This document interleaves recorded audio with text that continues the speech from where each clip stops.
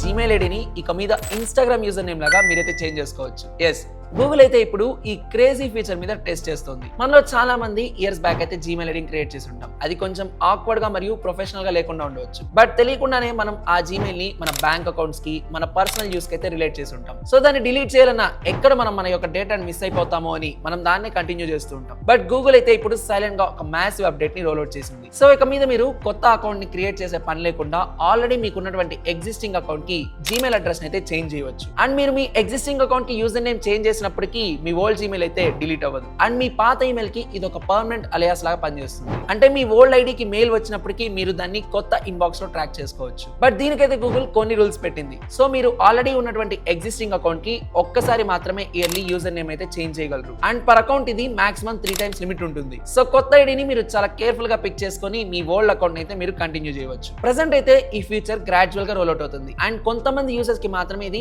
అవైలబిలిటీలో ఉంది. బట్ తొందరలోనే అందరికీ అందుబాటులోకి రానుంది. సో ఇన్ఫర్మేషన్ నచ్చినట్లయితే ఒక లైక్ చేయండి, షేర్ చేయండి. అలానే మా ఛానల్ ని సబ్స్క్రైబ్ చేసుకోండి.